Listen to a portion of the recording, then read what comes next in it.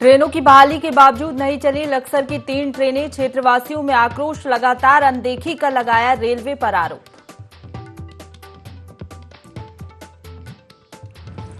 उत्तराखंड में 7 जिलों के लिए मौसम विभाग का अलर्ट, ऑरेंज अलर्ट किया जारी। भारी बारिश से प्रदेश की कई सड़कें बंद, आवाजाही में हो रही लोगों को काफी परेशानी। लालकुआ में पानी के तेज बहाव में फंसे रेंजर का कर्मचारियों ने किया रेस्क्यू। निर्माण कार्यों के निरीक्षण के दौरान तेज पानी के बहाव में फंस गए थे रेंजर।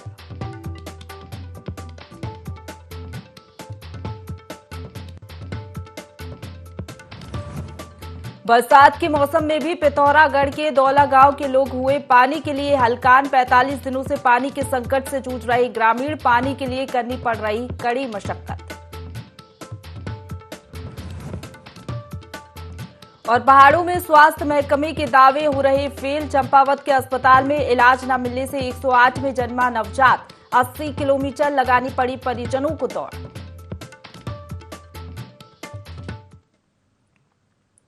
नमस्कार, बहुत स्वागत है आप सभी का देवभूमि लाइव में। आपके साथ मैं हूं प्रशंसा। बुलेटिन की शुरुआत करेंगे उत्तराखंड की खबर के साथ, जहां प्रदेश में बारिश से नुकसान हो रहा है। प्रदेश की ग्रीष्मकालीन राजधानी गैरसैंण में बादल फटा है। बादल फटने से हेलीपैड का 20 मीटर हिस्सा क्षतिग्रस्त हो गया है। मलबे में सैकड़ों पेड़ दब गए हैं। कोई जनहानि हालांकि इस पूरी घटना में नहीं हुई है। कई सड़कें भी भूस्खलन की चपेट में आ गई हैं।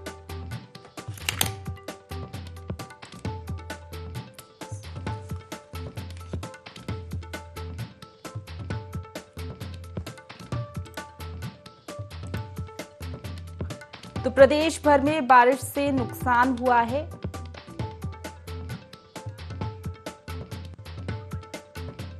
चलिए इसी खबर पर ज्यादा जानकारी के साथ हमारे साथ principal correspondent Kailash phone line पर जुड़ गए हैं। कैलाश, प्रदेश भर में अब देख रहे हैं मूसलाधार बारिश हो रही है और बारिश के चलते नुकसान हुआ है, क्या जानकारी?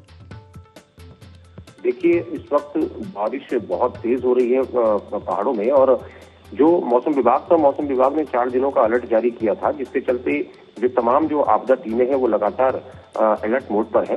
और मैं आपको जानकारी दे दूं कि प्रशंसा की इस वजह से कल जो ग्रीष्मकालीन राजधानी है उत्तराखंड की गैरसैंण, उसके पास ही विधानसभा के पास बादल फटा, जिसके चलते जो हेलीपैड वहां पर बनाया गया है गैरसैंण में, हेलीपैड का आधा हिस्सा बह गया है। उसके अलावा जो धारचूला है, जो बहुत ही सुदूरवर्ती इलाका है, नेपाल से लगती हुई इसकी सीमाएं हैं, वहां पर भी बादल फटा है, जिसके चलते बहुत ज्यादा नुकसान वहां पर निचले इलाकों में हुआ है। कई खेत खलियान बह गए। हालांकि जानमाल का नुकसान अभी कहीं नहीं हुआ है, लेकिन कई सड़कें इस बारिश की भेंट चढ़ चुकी हैं। 100 से ज्यादा सड़कें हैं जो अभी भी क्षतिग्रस्त हुई हैं। कई जगह मलबा आ गया है। अगर राष्ट्रीय राजमार्गों की बात करें तो 20 से ज्यादा राष्ट्रीय राजमार्ग ऐसे हैं जहां पर मलबा आने से सड़कें बंद हो चली हैं। लोगों को आवाजाही में बहुत ज्यादा दिक्कत हो रही है। साथ ही जो विभागीय जो कर्मचारी जो तैनात है, जो टीमें तैनात है सड़कें खोलने के लिए, उनको भी काफी मशक्कत करनी पड़ रही है, क्योंकि भारी बारिश के चलते बहुत मुनासिब नहीं है वहां पर सड़कों को खोलना। लिहाजा काम जारी है और इंतजार यही किया जा रहा है कि अगर बारिश कम होती है तो वहां पर किसी तरह से आवाजाही को खोला जाए। बिल्कुल कैलाश, मौसम का मिजाज कब तक यूं ही बना रहेगा? कब तक बारिश का सिलसिला ऐसे ही जारी रहेगा? देखिए, अभी 2 दिन और है कि 2 दिन में अभी जो पहाड़ी जो जिले हैं वहां पर ऑरेंज अलर्ट जारी किया गया है, तो 2 दिन और ऐसे ही हालात रह सकते हैं। 2 दिन के बाद क्या कुछ अपडेट आएगा ये मौसम विभाग यहाँ पर बताएगा, लेकिन फिलहाल अभी 2 दिन और यहाँ पर लोगों को बारिश में दिक्कतों का सामना करना पड़ सकता है। राजधानी देहरादून की भी मैं बात करूं तो सिर्फ पहाड़ी इलाकों में नहीं बल्कि मैदानों पे भी इसका असर दिख रहा है। जो देहरादून के कई इलाके हैं, कई इलाकों में कल देर रात से जो लगातार जो बारिश हो रही है मूसलाधार, उसकी वजह से कई जगह जल भराव हो गया है। देहरादून में जो रिस्पना नदी जो बहती है शहर के बीचों बीच, उसका भी यहाँ पर जलस्तर बढ़ गया है। तो कुल मिलाकर देखा जाए कि पहाड़ से लेकर मैदान तक लोग हलकान है बारिश को लेकर। आवाजाही बहुत ज्यादा बाधित हो रही है पहाड़ों में, और इस वक्त लोग यही कोशिश कर रहे हैं कि पहाड़ों में लोग जो आवाजाही है वो कम जाए। और जिस तरीके से अगर बीते दिन की बात करें तो बीते दिन जो बद्रीनाथ वाला जो हाईवे था वो बंद हो गया था, जिसके चलते 630 यात्री थे जिनको रोका गया था, और अभी भी उन यात्रियों को रोका गया है सुरक्षित स्थानों पर। उनको आगे नहीं जाने दिया जा रहा है, क्योंकि जो रास्ता है रास्ता डेंजरस है, रास्ता खराब है, और कोई अनहोनी न हो इसके लिए प्रयास किए जा रहे हैं। जी चलिए, बने रहिए आप हमारे साथ। कैलाश आगे भी आपसे जानकारी लेंगे। देहरादून से बड़ी खबर है, जहां उत्तराखंड में फिर कोरोना की रफ्तार बढ़ने लगी है। प्रदेश में 288 नए कोरोना संक्रमित मरीज मिले हैं। देहरादून जिले में सबसे अधिक संक्रमित पाए गए हैं। कुल 146 मामले देहरादून से सामने आए हैं। तो अलर्ट मोड पर स्वास्थ्य विभाग आ गया है। कोरोना की रफ्तार एक बार फिर उत्तराखंड में बढ़ने लगी है।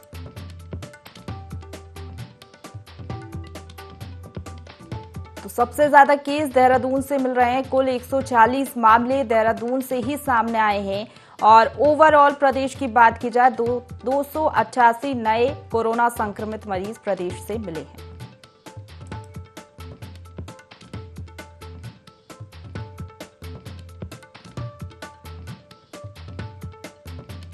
इसी खबर पर ज्यादा जानकारी के लिए कैलाश विष्ट, प्रिंसिपल करस्पॉन्डेंट, हमारे साथ बने हुए हैं फोन लाइन पर। कैलाश, अन्य राज्यों के साथ अब उत्तराखंड में भी कोरोना की रफ्तार बढ़ रही है, क्या जानकारी? हाँ बिल्कुल, देखिए कोरोना की जो रफ्तार है वो एक बार फिर से बढ़ने को मिल रही है और देहरादून में इसके सबसे ज्यादा मामले सामने आए हैं। क्योंकि जिस तरीके से कोरोना की बात करें तो कोरोना का लेकर लगातार ये कोशिश की जाती है सरकार और लोगों द्वारा कि बचा जाए, लेकिन अब कुछ दिनों से हम देख रहे हैं कि अभी पूरे प्रदेश में 288 जो मरीज आए हैं वो मरीज आए हैं। हालांकि टेस्टिंग यहाँ पर लगातार की जा रही है और देहरादून की बात करें तो टेस्टिंग के बाद ही मालूमात हुई कि देहरादून में कुल 146 मामले सामने आए हैं, जिसके बाद अब स्वास्थ्य जो महकमा है वो अलर्ट मोड पर आ गया है। तो ये कहीं ना कहीं इस तरीके से जो पेशेंट्स अब एक बार फिर से यहाँ पर बढ़ोतरी देखने को मिल रही है, तो चिंता का विषय है, गंभीर विषय है। और इस लिहाज से जो प्रभारी सचिव हैं स्वास्थ्य के, उन्होंने तुरंत इस पूरे मामले का संज्ञान लिया और फौरी तौर पर उन्होंने ये निर्देश तमाम स्वास्थ्य महकमे के अधिकारियों को दिए हैं कि ज्यादा से ज्यादा टेस्टिंग एक बार फिर से बढ़ाई जाए। और अगर यही आलम रहता है तो हो भी सकता है कि जो बॉर्डर वाले इलाके हैं जहाँ से आवाजाही होती है उत्तराखंड में, वहां पर भी टेस्टिंग बढ़ाने के संकेत यहाँ पर दिए जा सकते हैं। लेकिन अभी इसकी पुष्टि हम नहीं कर रहे हैं कि अभी बॉर्डर्स पर चेकिंग होगी नहीं होगी, लेकिन जिस तरीके से हालात अगर कंट्रोल होते हैं तो ठीक है, लेकिन अगर बढ़ते हैं तो इस तरीके से देखना पड़ेगा कि विभाग किस तरीके से टेस्टिंग को बढ़ाता है। लेकिन हाँ, अभी टेस्टिंग जगह जगह करवाई जा रही है और अभी स्थिति नॉर्मल है। जी चलिए, बहुत शुक्रिया आपका कैलाश तमाम जानकारी के लिए।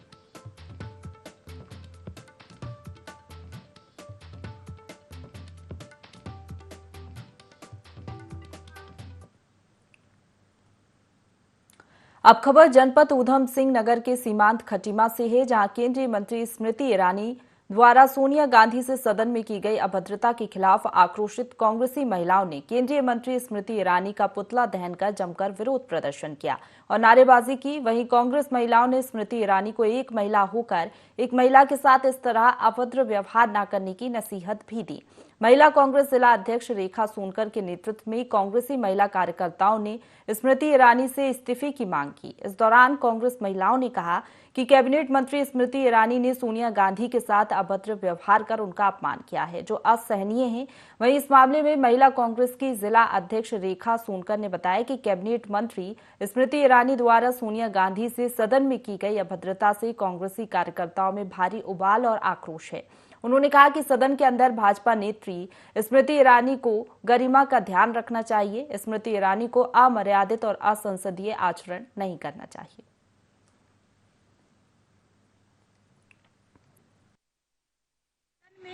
हमारी माननीय अध्यक्ष सोनिया गांधी जी के संग जो अभद्र व्यवहार, जो एक ऐसी भाषा का प्रयोग किया है स्मृति ईरानी जी, एक महिला होते हुए एक महिला को इस तरीके, वो कोई बाजार नहीं था, सब्जी मंडी नहीं थी। आप सदन में बोलेंगे तो अपनी मर्यादा में रह के बोलेंगी, इसलिए हम लोग स्मृति ईरानी जी का बहिष्कार कर रहे हैं, उनसे इस्तीफे की मांग कर रहे हैं कि वो इस्तीफा दें। हमारी जो अभी नई राष्ट्रपति बनी है, अगर किसी के बोलने में थोड़ा सा कहीं से लहजा हो जाता है, क्योंकि जब आदमी बोलता है तो कहीं ना कहीं लड़खड़ा जाता है, तो उसकी माफी भी मांगी है हमारे यहाँ उन्होंने। इसमें अध्यक्ष का कोई रोल नहीं है, अध्यक्ष जी माफी क्यों मांगे सोनिया गांधी जी। इसी खबर पर ज्यादा जानकारी के लिए हमारे साथ अशोक फोन लाइन पर जुड़ गए हैं। अशोक, कांग्रेसी लगातार हम देख रहे हैं विरोध प्रदर्शन कर रहे हैं। स्मृति ईरानी ने, जो कि केंद्रीय मंत्री हैं, उन्होंने जिस तरीके से सोनिया गांधी से बात की थी, उस पर अब बवाल होता हुआ दिखाई दे रहा है, क्या जानकारी? ये सोनिया गांधी जी जो उन्हें स्मृति ईरानी जो संसद में जो अभद्र व्यवहार किया, उसको लेके खटीमा महिला जिला कांग्रेस की महिला कमेटी द्वारा उनकी नियुक्ति में खटीमा में स्मृति ईरानी का पुतला भी दहन किया गया और साथ में बहुत ज्यादा आक्रोश दिखा। क्या कहना है कांग्रेसी महिलाओं का और बीजेपी का कोई रिएक्शन सामने आया इस पूरे मामले को लेकर? कांग्रेसियों का कहना यह है कि स्मृति ईरानी अपने पद से इस्तीफा दे और माफी मांगे। और बीजेपी का कोई रिएक्शन इस पूरे मामले को लेकर सामने आया हो अभी तक? बीजेपी का कोई इसमें बोलने को तैयार नहीं है। जी चलिए, बहुत शुक्रिया आपका तमाम जानकारी के लिए।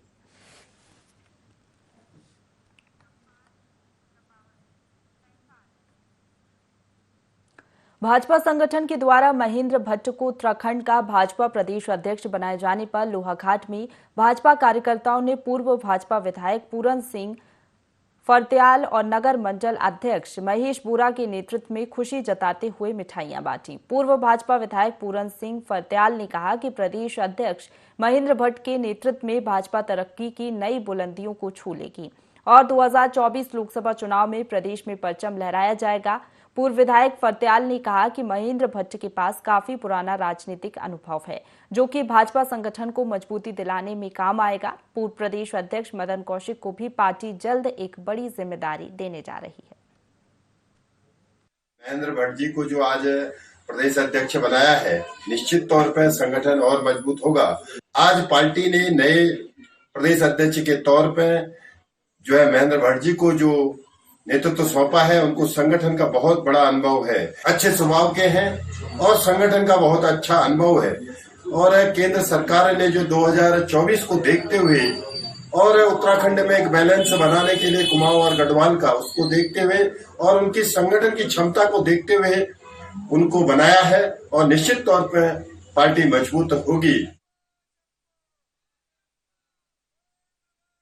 उत्तराखंड में होने वाले नगरीय निकाय चुनाव से पहले भाजपा ने बड़ा संगठनात्मक बदलाव किया है, जिसके तहत पार्टी हाईकमान ने राज्य के प्रदेश अध्यक्ष मदन कौशिक को हटाकर वरिष्ठ नेता महेंद्र भट्ट को पार्टी की कमान सौंपी है। पार्टी के नए अध्यक्ष बनने के बाद महेंद्र भट्ट ने प्रदेश कार्यालय में अपना कार्यभार भी संभाल लिया है। इस मौके पर महेंद्र भट्ट ने कहा कि राष्ट्रीय नेतृत्व ने जो जिम्मेदारी सौंपी है, उसका निष्ठा से निर्वहन करूंगा। उन्होंने कहा कि सीएम पुष्कर सिंह धामी सरकार के कामकाज को लेकर जनता के बीच जाएंगे और निकाय चुनाव और हरिद्वार के पंचायत चुनाव के साथ लोकसभा चुनाव में जीत दर्ज करेंगे। महेंद्र भट्ट जी को विशेष रूप से बधाई देना चाहता हूं। आपने जिस प्रकार युवा मोर्चे को पूरे प्रदेश के अंदर नौजवानों को खड़ा किया, ये सौभाग्य था कि पहले राज्य बनने के बाद आपको चुनाव लड़ाया और आपने उस चुनाव में विजयश्री प्राप्त की। प्रदेश के एक मुखिया के तौर पर संगठन के आपके नेतृत्व में, मार्गदर्शन में, जहां संगठन मजबूत होगा, आज आपके मार्गदर्शन में आने वाले निकाय चुनाव और लोकसभा चुनाव में भी हम उसी प्रकार विजय प्राप्त करेंगे और वो विजय प्राप्त करते हुए भारतीय जनता पार्टी और मजबूत होगी और आपका नेतृत्व इसी प्रकार से आगे कार्यकर्ताओं को मिलेगा। आज इस अवसर पर अपने राष्ट्र नेतृत्व का हृदय से आभार व्यक्त करता हूं। मुझ जैसे एक छोटे कार्यकर्ता को इतना महत्वपूर्ण दायित्व दिया है। आगामी दिनों में चाहे हरिद्वार का पंचायत चुनाव है, लोकसभा का चुनाव है, हम कार्यकर्ताओं के अंदर उत्साह भरने का काम करेंगे। मेरा कोशिश रहेगी, नेतृत्व में जो विश्वास मेरे प्रति रखा है, उस विश्वास पर मैं खरा उतरने का प्रयास करूंगा। उस दिशा में जो अपेक्षाएं संगठन की मुझसे है, कार्यकर्ताओं मुझसे हैं, उन अपेक्षाओं को मैं धरातल उतारने का प्रयास करूंगा कि उत्तराखंड के अंदर हमारे प्रदेश के माननीय मुख्यमंत्री पुष्कर धामी जी, सबका सहयोग, सबका आशीर्वाद रहेगा और भविष्य के अंदर जो अपेक्षाएं हमारे संगठन की हैं, उस अपेक्षाओं को हम खरे उतरेंगे। रुद्रप्रयाग गौरीकुंड राजमार्ग बांसवाड़ा के पास पहाड़ी टूटने का भयंकर वीडियो सामने आया है। इस दौरान टूटती पहाड़ी घटना एक व्यक्ति ने अपने कैमरे में कैद कर ली। वहीं इस 2 मिनट के वीडियो को देखकर लोग काफी हैरान हैं। बता दें कि पिछले 3 सालों से राजमार्ग पर ऑल वेदर का कार्य चल रहा है, लेकिन इस बार पहाड़ियां ज्यादा टूट रही हैं। पहाड़ियों की कटिंग से लूज बोल्डर ज्यादा खिसक रही हैं। वहीं इन दिनों लगातार बारिश के कारण लोगों को परेशानियों का सामना करना पड़ रहा है। लोगों का जनजीवन अस्त व्यस्त हो गया है। इस दौरान काफी मुश्किलों से लोग नदी नाले पार कर रहे हैं।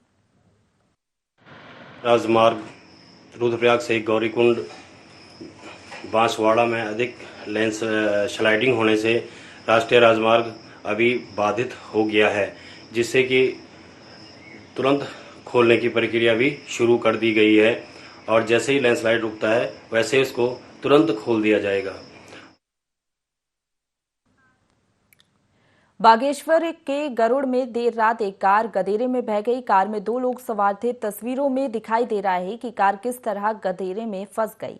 ग्रामीणों ने तत्काल इसकी सूचना पुलिस को दी। देर रात तक रेस्क्यू चलता रहा। कई घंटों मशक्कत के बाद आखिरकार कार सवार दोनों युवकों को सुरक्षित बचा लिया गया, जहां एक व्यक्ति को गंभीर चोटें लगने के कारण 108 के माध्यम से अस्पताल भेजा गया है, जहां इलाज जारी है।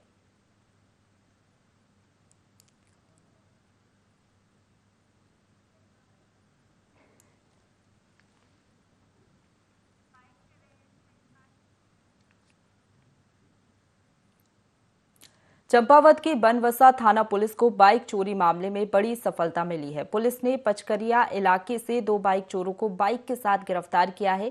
दोनों को कब्जे से एक स्कूटी और एक बाइक भी बरामद की गई है। सीओ वर्मा ने बताया कि पकड़े गए दोनों अभियुक्तों के खिलाफ ऊधम सिंह नगर जिले के विभिन्न थानों में 10 से ज्यादा मुकदमे दर्ज हैं। वहीं बाइक चोरी खुलासे पर एसपी देवेंद्र पिंचा ने पुलिस टीम को 5,000 नकद देने की भी घोषणा की। एफआईआर दर्ज की गई थी और उस चोरी की घटना को खुलासे के लिए भारत सरकार एसओजी की टीम बना करके इसमें कार्य में लगी हुई थी। सीसीटीवी कैमरे की मदद से 2 अभियुक्तों को चोरी बताई गई थी, उसके साथ गिरफ्तार किया गया और पूछताछ में बताया गया कि ये दोनों प्रोफेशनल हैं, चोर हैं और नशे का सेवन करते हैं, जिसके लिए ये चोरी करते हैं। पूर्व में इनके ऊपर 10 या उससे अधिक मुकदमे भी दर्ज किए गए हैं और जो हमारी चोरी की बाइक बरामद हुई है उसके साथ में 2 अन्य वाहन भी बरामद हुए, जो इस संबंध में अन्य थाना क्षेत्र को सूचना दी गई है और वहां से जानकारी प्राप्त करके आगे का रामनगर वन प्रभाग के काला ढूंगी रेंज क्षेत्र में पिछले कई दिनों से हाथियों का एक झुंड घूमता दिखाई दे रहा है। हाथियों के झुंड ने काला ढूंगी नया गांव स्थित कॉर्बेट फॉल में घुसकर जमकर तांडव मचाया। बता दें कि कुछ दिनों पहले भी हाथियों के इस झुंड ने धापला गांव में भी कई घरों में तोड़फोड़ कर हजारों का नुकसान किया था। वन क्षेत्र अधिकारी ख्याली राम आर्य ने लोगों से सतर्क और सावधान रहने की अपील की है। वहीं उन्होंने बताया कि इसकी सूचना वन विभाग के आला अधिकारियों को दे दी गई है। हाथियों या अन्य जंगली जानवरों को देखकर तुरंत वन विभाग को सूचना दें। 12-14 हाथियों का एक झुंड विगत समय से कालाडूंगी रेंज और फतेहपुर रेंज में भ्रमण कर रहा है और इन्हीं के द्वारा कॉर्बेट फॉल में तोड़फोड़ की गई है, जिससे लगभग वहां पर 55,000 का नुकसान हुआ है। जागरूकता के लिए हमने जगह जगह बोर्ड के आदेश दे दिए हैं, जगह जगह बोर्ड लगा रहे हैं ताकि लोग जागरूक रहें।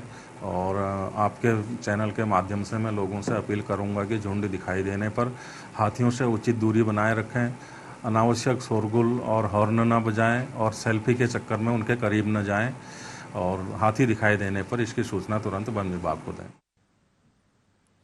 बागेश्वर के असो गांव से एक दिल दहला देने वाली घटना सामने आई है। यहां एक बुजुर्ग महिला को गुलदार ने अपना निवाला बना लिया। बताया जा रहा है कि गुलदार के हमले के समय महिला घर में अकेली थी। इस दौरान गुलदार ने महिला पर हमला किया और महिला को घसीटते हुए खेतों की ओर ले गया। इस हमले में बुजुर्ग महिला की मौत हो गई है। बता दें कि बुजुर्ग महिला का मकान एकांत में था। हालांकि गांव वालोों को इसकी सूचना सुबह लगी, जिसके बाद मामले की सूचना गांव वालों ने वन विभाग की टीम को दी। ये बुढ़िया अकेली रहती थी और इनको भाग ने अपना निवाला बना दिया है और इससे हर आदमी नागरिक पर आज दहशत है, या तो इसको मारा जाए या इसको पीछे में कैद किया जाए। जैसे वहाँ पे तितर बितर हुआ है, मुझे लगता है कि उसको अंदर से ही ले गया, तो उसको पकड़ा जाए और क्या कहते हैं, और या तो उसको मारा जाए। उत्तराखंड में बारिश के चलते हरिद्वार की कुछ सड़कें स्विमिंग पूल बन गईं। रानीपुर मोड़ और भगत सिंह चौक पर रेलवे के अंडर ब्रिज में कई फीट पानी जमा हो गया, जिससे आवाजाही पूरी तरह से बंद हो गई। लोगों को दूसरे मार्गों को रुख करना पड़ रहा है। बारिश के चलते लोगों को कई परेशानियों का सामना करना पड़ रहा है।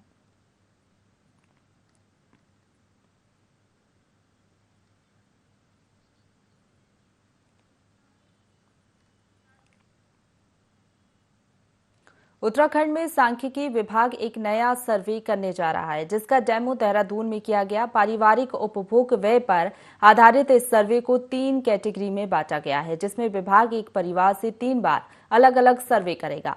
1 साल तक चलने वाला ये सर्वे राज्य की 160 ग्राम पंचायत समेत शहरी क्षेत्रों में भी किया जाएगा। सर्वे की जो रिपोर्ट जारी होगी, उसके मुताबिक केंद्र और राज्य सरकार विकास और कल्याणकारी योजना निर्धारण करेगा। सर्वे से पहले सांख्यिकी विभाग के कर्मचारियों को 3 दिन की ट्रेनिंग भी दी जाएगी।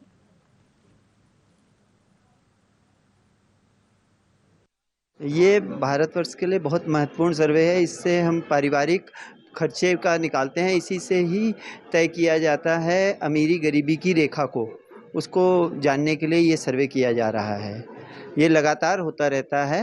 ये इस बार जो है 79th राउंड में किया जा रहा है, पूरे भारतवर्ष के ग्रामीण क्षेत्रों में भी और नगरीय क्षेत्रों में भी। और हमारी जो है समस्त उत्तराखंड वासियों से निवेदन है कि वो जब भी हमारे सर्वे एनुमरेटर उनके घर पे आएँ तो उनको पूरा सहयोग दे करके दें, ताकि जो है ये सर्वे ठीक से किया जा सके और सही जानकारी सरकार तक पहुंच सके।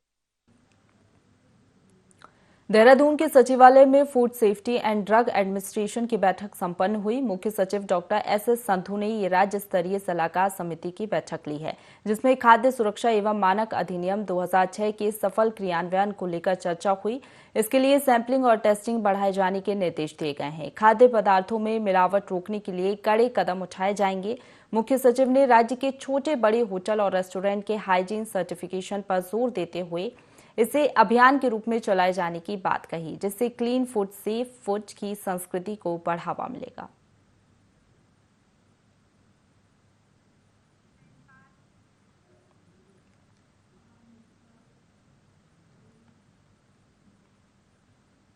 लक्सर के रिहायशी क्षेत्र में कई वर्षों से जलभराव की परिस्थितियों से निपटने के लिए प्रशासन और ग्राम विकास विभाग ने संयुक्त कार्रवाई की, जिसके तहत सड़क पर अतिक्रमण को हटाया गया। इस मौके पर पुलिस बल मौजूद रहा। उप जिला मजिस्ट्रेट गोपाल राम बिनवाल के मुताबिक सार्वजनिक मार्ग पर अतिक्रमणकारियों ने कब्जा किया था।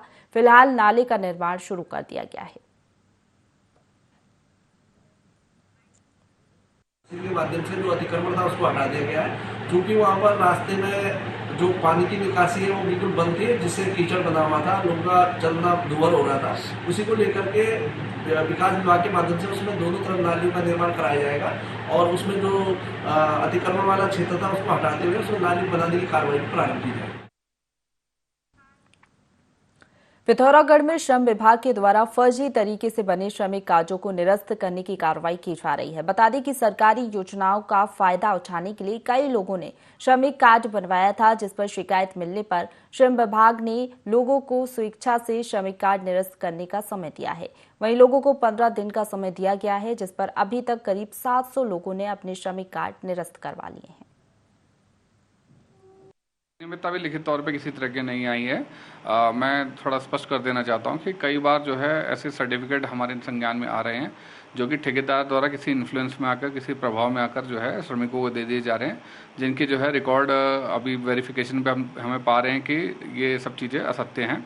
साथ ही हमने कई संविदाकारों को इस संबंध में नोटिस भी भेजा हुआ है कि यदि आपके स्तर से अगर सर्टिफिकेट जारी किया गया तो उसका वेतन भुगतान के संबंध में रजिस्टर दें और उसकी पुष्टि करें।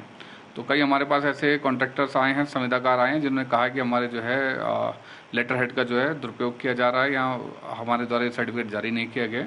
तो ऐसे संबंधितों के जो है पंजीकरण निरस्त किए जा रहे हैं और इस अभियान के लिए हमने 15 दिन का समय जारी कर दिया गया था, जो कि 30 तारीख को अब हमारा खत्म हो जाएगा। उससे पूर्व जो स्वेच्छा से अपना किसी ने अगर त्रुटिवश या भूलवश या किसी प्रभाव में आकर बनाए तो वह स्वतः आकर अपने कार्यालय से निरस्तीकरण करा ले पंजीकरण का। उस स्थिति के बाद जो है हमारे द्वारा उस पर वैधानिक कार्रवाई की जाएगी। इसी के साथ बुलेटिन में फिलहाल इतना ही। खबरों का सिलसिला लगातार जारी है, आप बने रहिए हमारे साथ।